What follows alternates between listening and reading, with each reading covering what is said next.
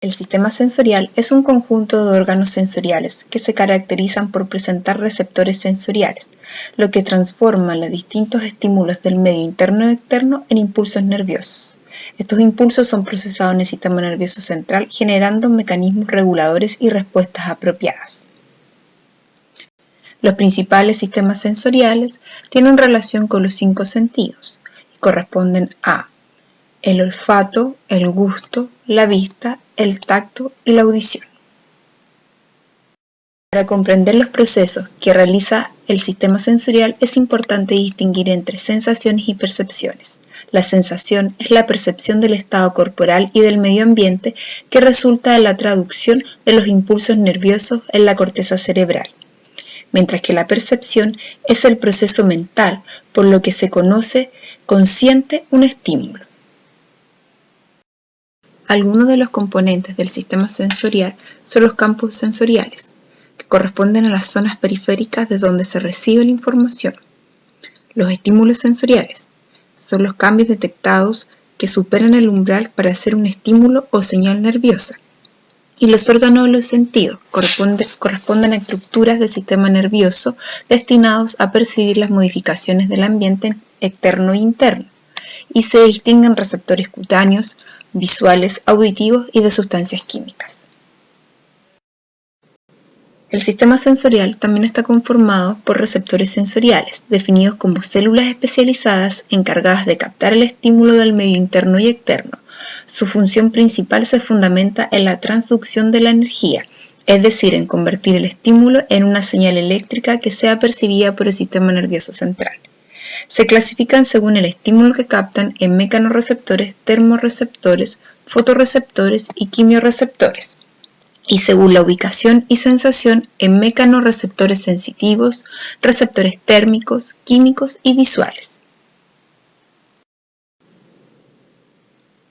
El sistema visual es un conjunto de órganos, vías y centros nerviosos que permiten la captación, procesamiento y aprovechamiento de la información visual, la cual lleva a alcanzar una percepción muy precisa del mundo físico que nos rodea. La retina es la capa más interna del glóbulo ocular donde se va a realizar el proceso de la fototransducción. Está formada por 10 capas situadas de tal manera que la luz debe atravesarlas todas para llegar a las células fotorreceptoras. Las células fotorreceptoras, conos y bastones, establecen sinapsis sobre las células horizontales y bipolares. Las células bipolares se proyectan sobre la siguiente capa de sinapsis, mientras que las horizontales se extienden lateralmente interconectando células bipolares. En la segunda capa de sinapsis, las células bipolares sinaptan sobre células ganglionares y células amacrinas que se extienden lateralmente conectando con las células ganglionares y con otras amacrinas. Los axones de las células ganglionares convergen y abandonan el ojo formando el nervio óptico. Los fotorreceptores, conos y bastones, son dos tipos de células fotorreceptoras en los vertebrados.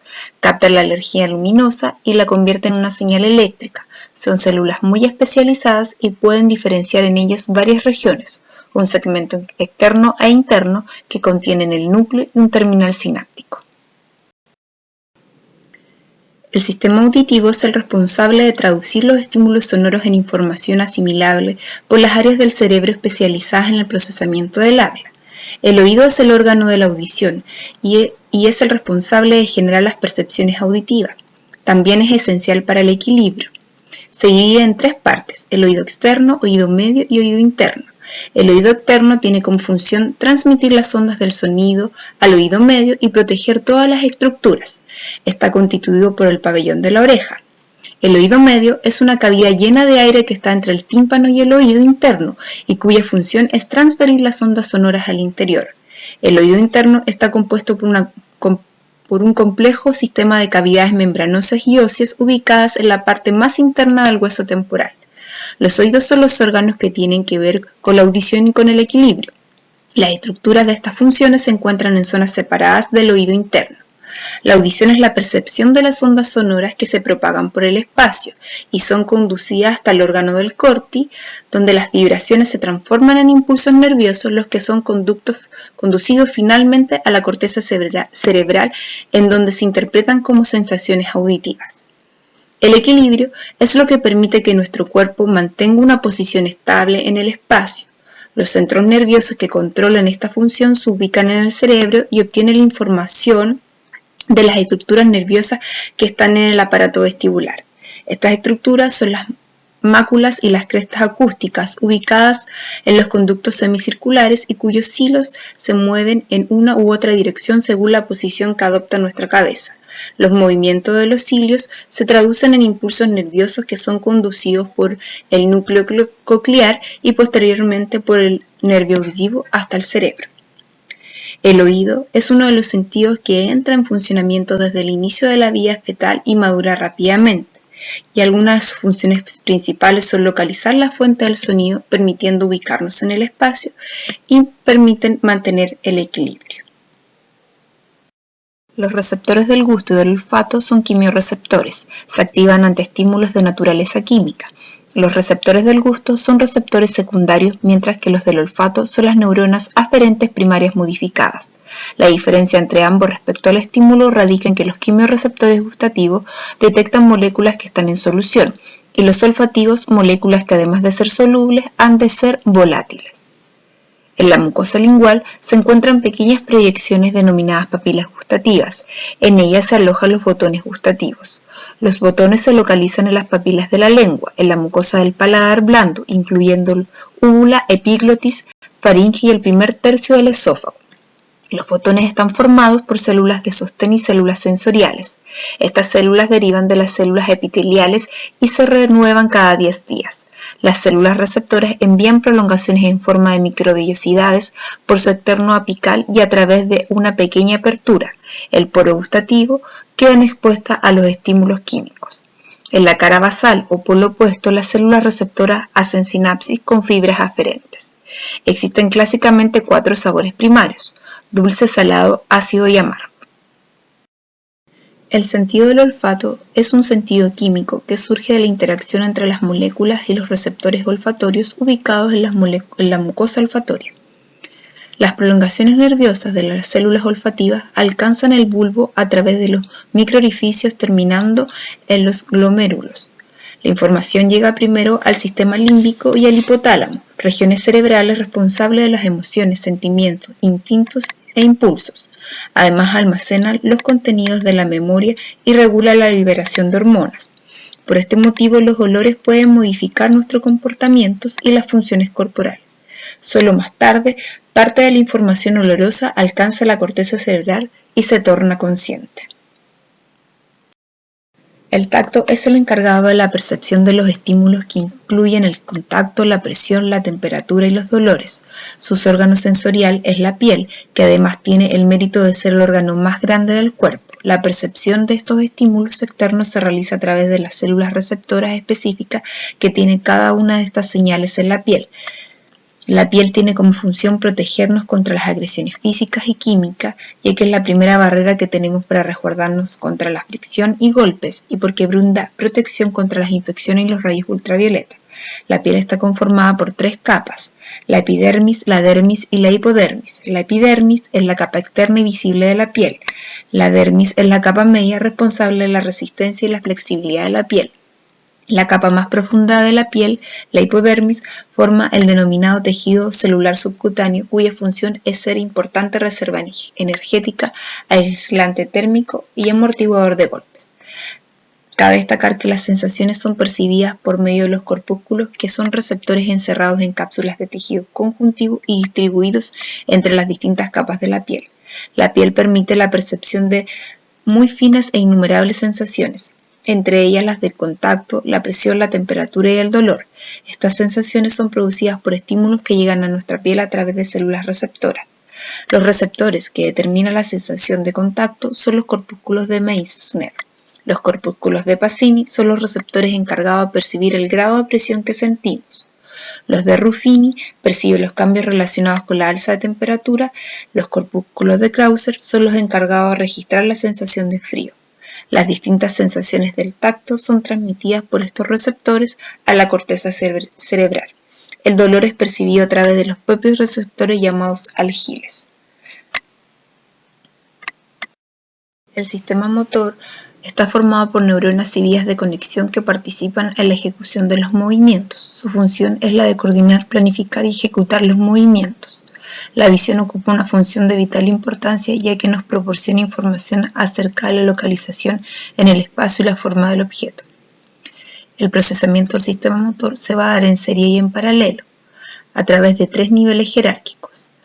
Área de la corteza motora primaria y áreas premotoras. Es el nivel de mayor jerarquía y va a controlar a los otros 2 niveles. Su rol es seleccionar los programas motores necesarios para alcanzar un objeto y controlar el curso y la culminación de la acción.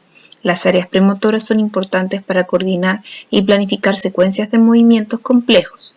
Serán los niveles inferiores los que van a tener en cuenta los detalles que luego arribarán a los músculos. El tronco cerebral es el nivel intermedio y debe controlar la postura, los movimientos dirigidos a los objetos y los movimientos de los ojos y la cabeza. La médula espinal es el nivel inferior, contiene todos los circuitos neuronales que median reflejos, automatismos rítmicos como la locomoción y el rascado. El sistema motor está formado por neuronas y vías de conexión que participan en la ejecución de los movimientos. Su función es la de coordinar, planificar y ejecutar los movimientos. El proceso del sistema motor se va a dar en serie y en paralelo. El procesamiento en serie tiene 3 niveles jerárquicos. El área de la corteza motora primaria y áreas premotoras. Es el nivel de mayor jerarquía y va a controlar a los otros 2 niveles. Su rol es seleccionar los programas motores necesarios para alcanzar un objetivo y controlar el curso y la culminación de la acción. Las áreas premotoras son importantes para coordinar y planificar secuencias de movimientos complejos. Serán los niveles inferiores los que van a tener en cuenta los detalles que luego arribarán a los músculos. El tronco cerebral es el nivel intermedio y deben controlar la postura, los movimientos dirigidos a objetivos y los movimientos de los ojos y la cabeza. La médula espinal es el nivel inferior, contiene todos los circuitos neuronales que median reflejos y automatismos rítmicos como la locomoción y el rascado. En la planificación y la ejecución del movimiento además intervienen 2 partes del encéfalo, el cerebelo y los ganglios de la base. El cerebelo modula la fuerza y la disposición espacial, además está implicado en el aprendizaje de hábitos motores. La lesión de este órgano no afecta elementos básicos de la percepción y el movimiento, pero afecta la precisión espacial y la coordinación de los movimientos. También altera el equilibrio y el tono muscular. Trastorna notablemente el aprendizaje de hábitos motores y algunas funciones cognitivas. El cerebelo está conformado por vestíbulo cerebelo, que controla los movimientos del ojo y el equilibrio, espino cerebelo, rige la postura, la locomoción y la mirada, y el cerebro cerebelo, que planifica las acciones motoras complejas y produce la elaboración consciente de los errores del movimiento. Los ganglios de la base son importantes para realizar movimientos voluntarios. Los trastornos en estos provocan una disminución en los movimientos, como es en el caso del mal de Parkinson y movimientos excesivos. Es importante el desarrollo sensorial en los estudiantes, considerando que este es un conjunto de estructuras encargadas de la recepción, transmisión e integración de las sensaciones táctiles, visuales y auditivas. En el comienzo del aprendizaje no hay nada en la mente que antes no haya estado en los sentidos, ya que el niño no recibe ideas sino imágenes, el niño retiene sonidos, figuras, sensaciones. Todo su saber está en la sensación. El cerebro no es capaz de sentir, reaccionar y pensar normalmente si se encuentra en un vacío sensorial. Esta información es absolutamente esencial para el comienzo del desarrollo de las funciones mentales en los niños, porque la actividad cerebral depende esencialmente de los estímulos sensoriales, no solo al nacer, sino durante toda la vida. A través del desarrollo sensorial, el niño se desarrollará en todos los aspectos, creando así una base para posteriores desarrollos cognitivos, físicos y del lenguaje. Este va a constituir los canales por donde el niño recibe la información en su entorno y de su propio cuerpo. Las capacidades sensoriales son las primeras funciones que se desarrollarán porque son importantes dentro del desarrollo perceptivo y cognitivo. A partir de la cantidad de información que el niño reciba, podrá dar respuestas adaptadas a las condiciones del medio del entorno. Es importante además reconocer si hay alguna disfunción de alguno de los sentidos o sistemas sensoriales, ya que estos están relacionados directamente con dificultades en el aprendizaje. Es importante de alguna forma detectar estas disfunciones y e intervenir en ellas, o prestar los apoyos necesarios para que estas dificultades de aprendizaje sean cada vez menor y el niño pueda desarrollarse integralmente, de manera cognitiva, emocional y social.